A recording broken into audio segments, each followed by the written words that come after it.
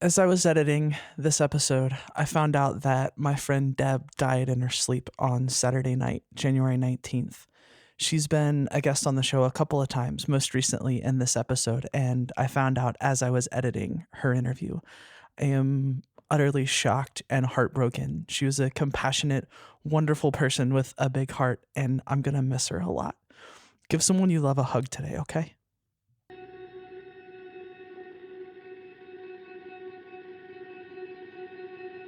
Hello, dear friends. I am so excited you're here, and I am very excited to be back and telling stories again. I took a much needed break over the last few weeks while regrouping, planning, writing, recording, and I'm back. I want to give a quick shout out to the folks who have joined me on Patreon over the break: Lena, the Ask and Tell Project, Sean, Melissa, Lee, Hey from Shay, the Multi-Emery Podcast, and to Lisa for raising her pledge. I am so stoked to have you all on board. Thank you so much, and I love you. Quick heads up before this week's story, there are references to sexual harassment and assault here. So, as always, please take care of yourselves, friends. I'm Callie Wright, and this is Queersplaining. You're a person who has a personal experience with a prominent person who mistreated you.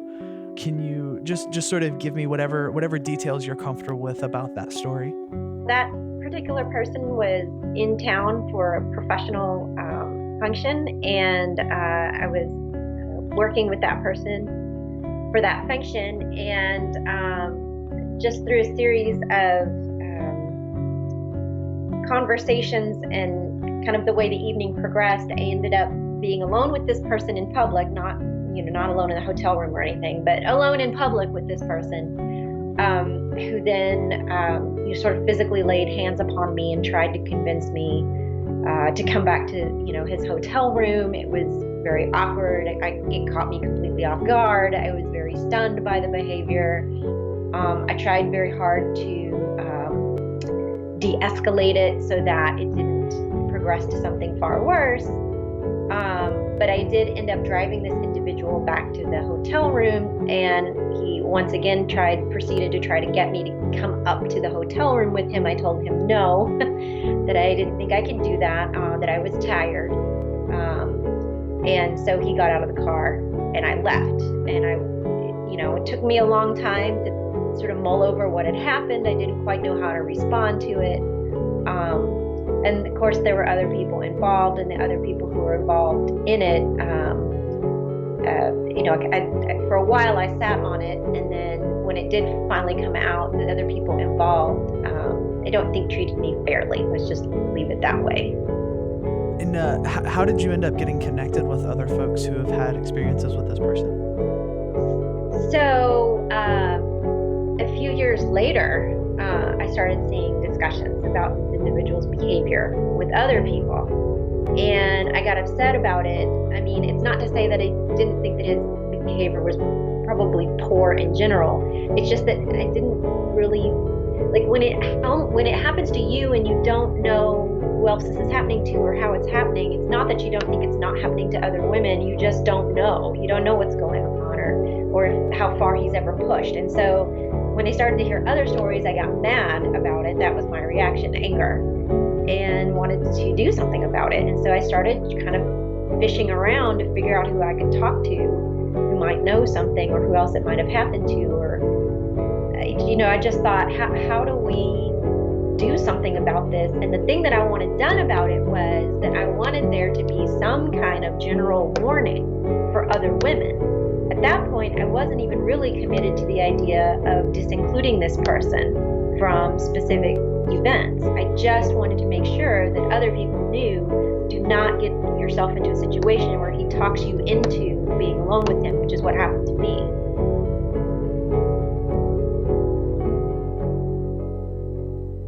And how do we do that? How do we let other people know when there are men in positions of power and it's your word against theirs? When they have droves of fans waiting to pounce on anyone for the mildest of criticisms? How do people protect themselves and each other?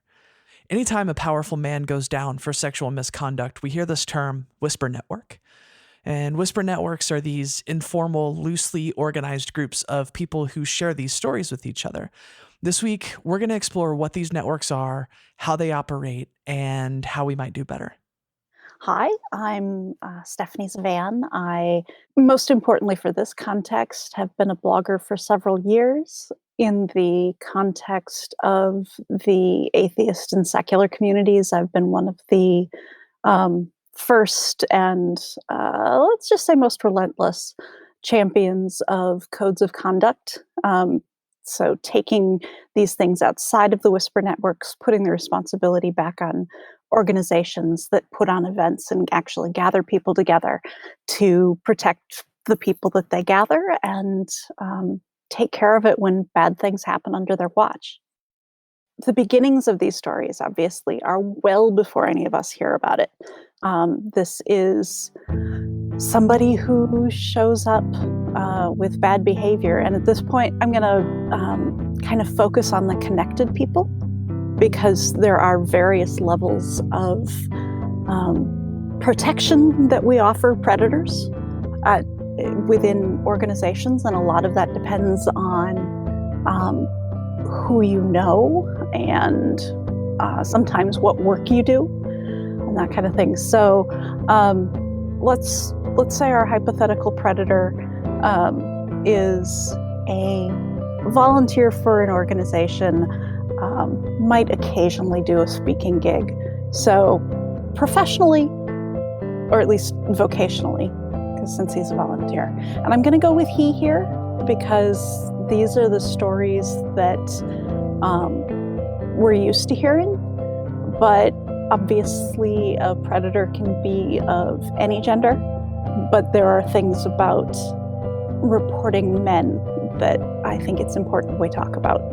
He knows everybody because he has to know everybody, because he's invited them to events, because he's been people's point of contact, because people rely on him to get things done. However, he's also decided that the women or the queer folks or the gender minorities in the area are below him in some way, and that makes them people who can be preyed upon. These people don't do it to everybody. They're very selective in their targets. They choose people with little recourse. They choose people who are on the outside of social groups. They choose people who, for reasons of marginalization or things like mental illness or not being very articulate people, are not going to be heard if they speak out. So this guy picks a victim and starts out with generally some kind of low-level boundary-pushing behavior. Pays a compliment that's a little too personal. And if the person he's picked out stops and sets firm boundaries and says, hey, back off, he backs off. Because again, he's looking for an easy target. If not, he escalates the behavior. Still probably escalating moderately slowly, testing boundaries, testing pushback. If the person freezes, his target freezes, if his target gets upset, but not in a way that says they're going to do something about it, he'll probably move in, escalate pretty quickly. Yeah, so we're talking a spectrum of predatory behavior from crossing a simple boundary to assault. So we have one victim. We have one victim who is probably not very well connected, but still maybe tells somebody. And we have this guy who's gotten away with something and does it again. And does it again. And generally, this is a pattern of behavior because, as it turns out, predation is not just something that somebody says, hey, look, it's Tuesday. I think I'll do this thing I've never done before and I'm never going to do again. And eventually, somebody talks to somebody else. And because people are generally helpful. Those somebodies talk to somebody.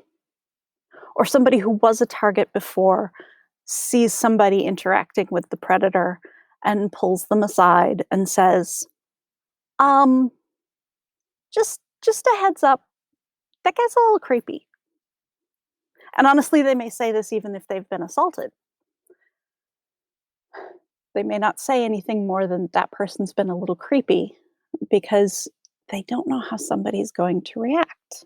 I was harassed at my very first conference that I ever went to by Michael Shermer. This is Dr. Ashley F. Miller. She's a scholar and activist who focuses on intersectional feminism and communications. She's spent over a decade in atheist activism and studying the atheist community, and she's a librarian of sorts when it comes to stories of sexual assault and harassment in the movement. And he was a known issue at the time, but I was not part of the community at all. So I did not know about the whispers about him. And so I just had no idea because I was there because I read PZ Meyer's blog. I didn't know anything about anybody else. And so I just had no clue that there were these whispers because I didn't have any in-person interactions with people. And most of these whisper network things are based on trust you build through in-person interactions. And so I just had no idea that he was a person that maybe I should watch myself around. And then eventually, when I made other friends in the movement, I learned that there was this big whisper network about all of these other things that he had done. And I was just sort of flabbergasted. I felt a little bit betrayed because just because I hadn't known anybody was the only reason I hadn't had information to protect myself in the first place. But it was also, he was known to be retaliatory. So it wasn't like I was going around telling everybody what had happened or what was happening to other people. So it was just very difficult to figure out what is that balance between how do you trust new people in the movement who are the ones who are most vulnerable to being taken advantage of, and how do you deal with predators who have more power than you? This is one of those places where whisper networks break down because there are lots of people involved in, I'm just going to go straight to the top and call it patriarchy here, but basically the system of privileging particularly male predators over their generally female or NB victims. And so, on one hand, you have very important information that could help protect people. On the other hand, you have a lot to lose if you make a mistake and trust the wrong person with this information. The way Stephanie sees it, there are two big risks in choosing to share this information with other people. The first is simply that this may be somebody who benefits from the patriarchy, benefits from their position in it, and is just kind of generally anti-feminist. That's not necessarily a huge group in any decision like this, but they're there. The second is that predators are calculating in their behavior. And as I mentioned before, they're going to choose targets who they think are generally vulnerable. And along with that, they often suck up to women who can protect them. So, particularly to, say, women with a lot of feminist credibility. And this is why every time, information comes out about somebody, you get a bunch of women saying, well, he didn't behave like that to me. And of course he didn't, because you're going to talk and you're in a position to at least be believed by a bunch of people, if not be, universally believed, because no target is what they speak. So you may run into personal friendships, mentorships, that kind of thing, that make it very hard for the person you're trying to warn to hear that there's any kind of bad behavior. And, if you're looking at this from the outside and you're seeing one of those people and you want to talk to that person and maybe warn them, maybe ask for help, um, you don't know what kind of position they're in.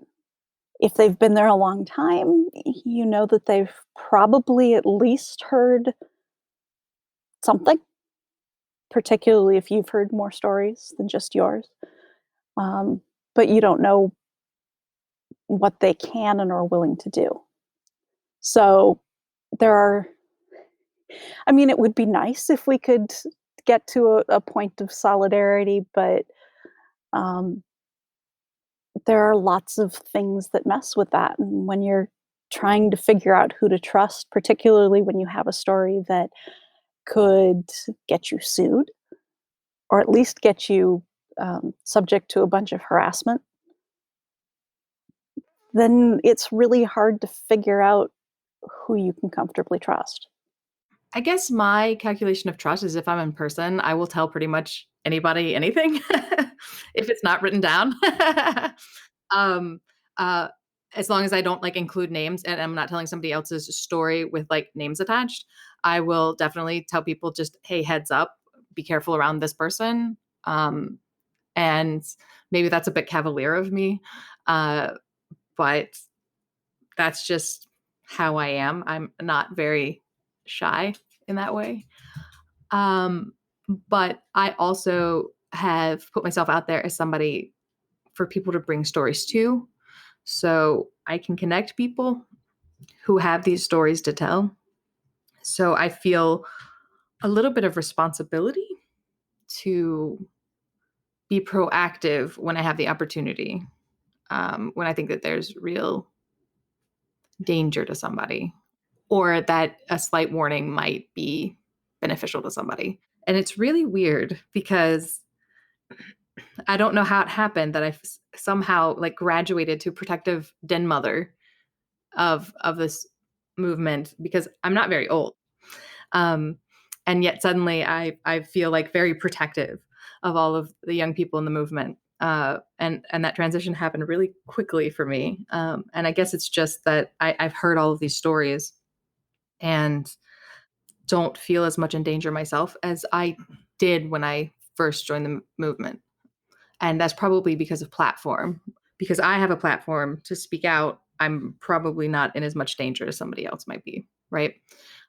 It would be very easy for me to just post something and everybody would see what I posted. And so I think to some extent that gives me a little more safety. But what if you don't have a platform? Or what if you don't happen to be part of the right social groups? Like, Ashley, my friend Deb was in close proximity to a predator and didn't know it. But Deb's not a newcomer. She's been around for a while. And these whispers missed her too. She was at several events with Lawrence Krauss. Some of them were intimate affairs where, had she been a bigger fan of his, she might have ended up alone with him.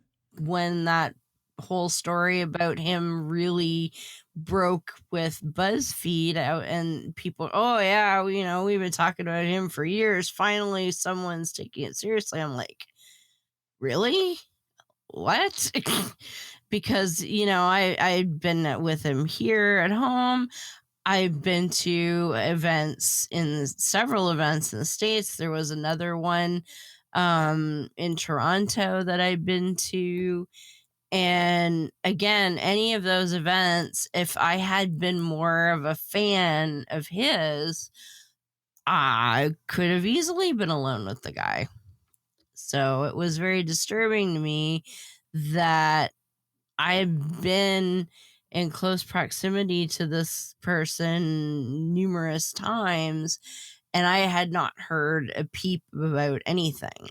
At first, it was kind of like, wow, how did I miss that?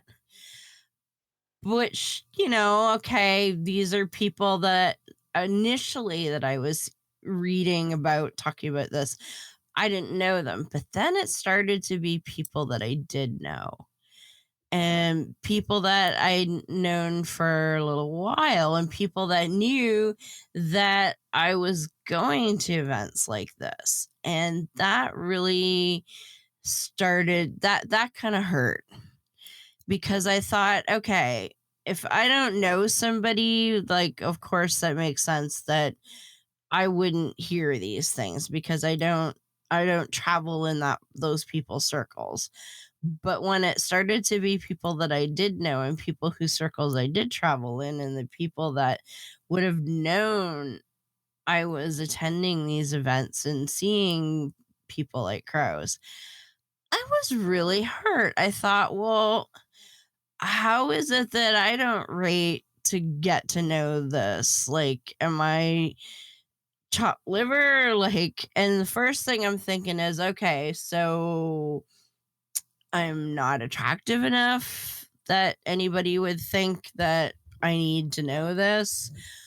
Or is it that I'm not, quote, big enough? Because a lot of the people that I know who were talking, oh yeah, we've been whispering about this for ages, would be in like podcasting and YouTube circles. I'm like, okay, so what? I'm not big enough to know to get included?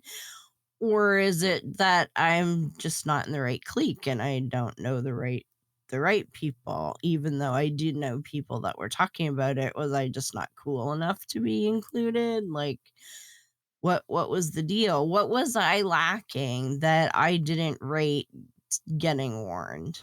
And because of the lack of institutional pressure or systemic safeguards, this is the position we're left in.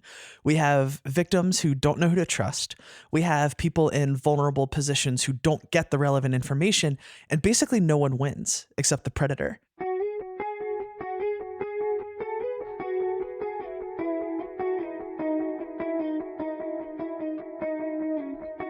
There are obviously lots of reasons that folks don't come forward with their stories publicly.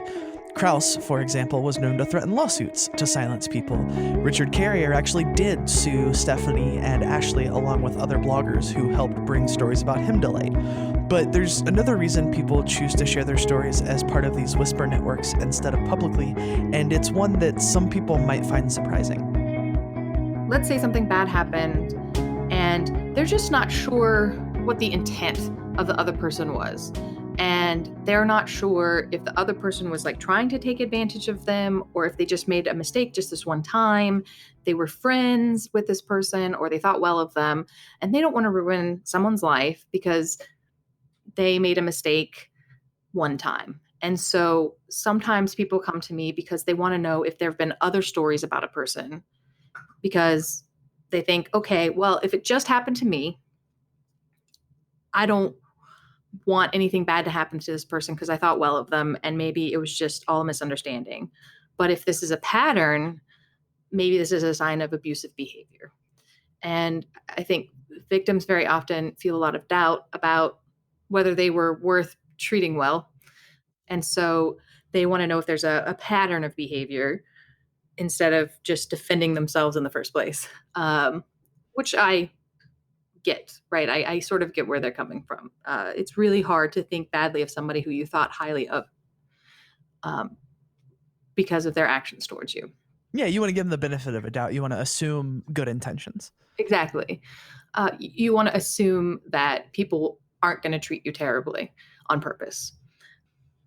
People also, a lot of times, alcohol is involved. And so they feel like maybe their memories aren't 100% accurate. And so they want to make sure that they're remembering things correctly, or they're not 100% sure that how they interpreted things is exactly how something went. And so they come to me to say, hey, I am not 100% sure exactly how this happened, but if there is this pattern of behavior, I want you to have this in case there is other things. So I don't think my thing is worth reporting because I can't back it up with facts. I'm not 100% sure about it. But if there are other stories, this might help be supporting evidence. And that's a common conversation that you have when people say that, those sorts of things. They do. Yeah.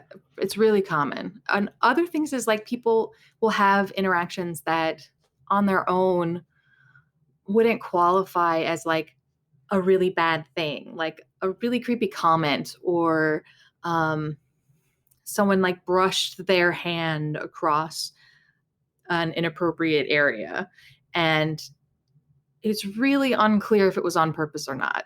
And they're like, I really don't know, but I got a really bad feeling about it. I just had a really bad feeling about it, and I think that someone should know, in case, right? I just think somebody should have their ears to the ground in case there are more stories.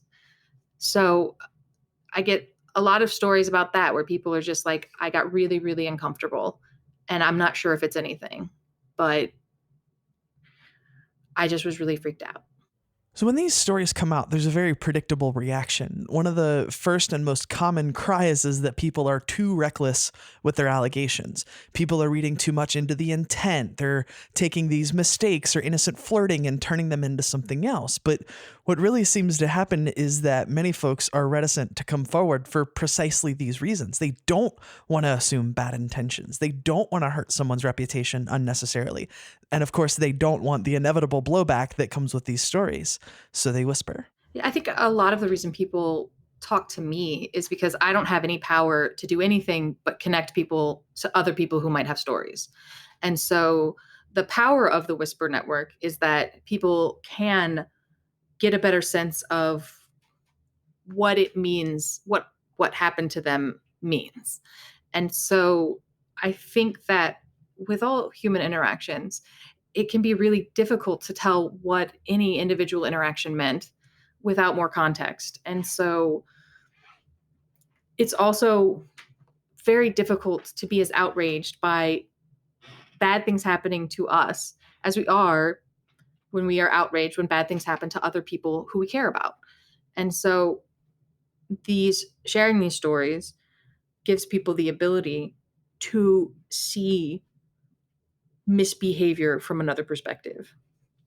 But I mean, the reason people want to talk to me is because I think that most people are really compassionate and don't want to ruin somebody's life over what might be a misunderstanding. And I think the sad thing is usually victims are a lot more compassionate for their abusers than abusers are for their victims.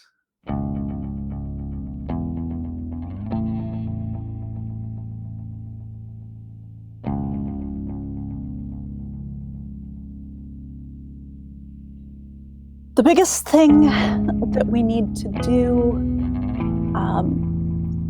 as institutions, and that's, whether we're talking about a local group, a conference or a convention, a national group, a university, whatever, is we need to have institutional mechanisms in place to start taking this information in so that people who need to talk to somebody about this, what happened to them, have a place to go, a place that isn't going to re-victimize them, and a place that is going to take their responsibility toward protecting all of their people seriously. And that's, I can say that in one long sentence, but that's actually really complicated. What we want to do is we want to solve a problem. We want to make everything okay right off the bat when we hear about it.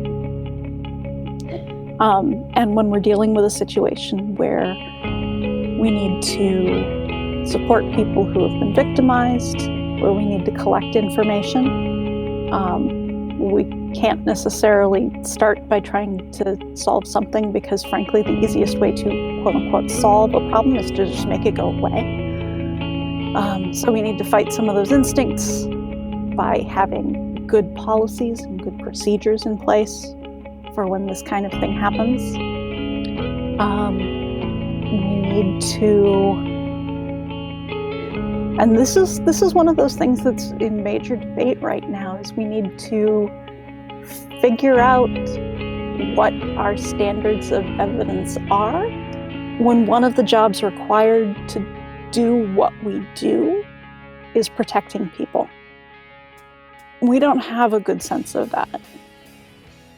I think it needs to be personally closer to something for the standards of civil rights cases, because what we are trying to do is to protect people's ability to participate in public life.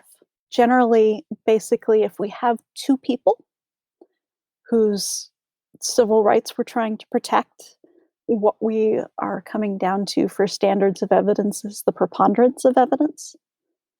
We are going to make mistakes sometimes, but frankly, we've been making the mistake of allowing predators to run free for a very long time, so that's nothing new. We need to have decision-making processes in place that can handle things like people being really well networked. So, for example, in the case of a university, if, say, a department chair is accused, how do you get the accuser a fair outcome when everybody knows the accused and depends on them, that kind of thing. And we need, frankly, to shift a lot of our biases about who is trustworthy, particularly those gender biases that make, and actually sexual biases too, that make women and non-binary folks and bisexual people and all this stuff particularly likely to be victimized because they are not likely to be believed. We have to keep fighting that and figure out how to treat these people as trustworthy as they are, particularly in comparison to our celebrities. What else do I need to know about this? Because I feel like we've sort of covered the general topic from start to finish, but I'm curious if there's any other thing about this process or this dynamic that we haven't covered that you think might be important to throw in. Well, you've said it, kind of alluded to it, but I think it's worth saying straight out. A whisper network is a terrible way of getting information around. It's just a whole lot better than nothing.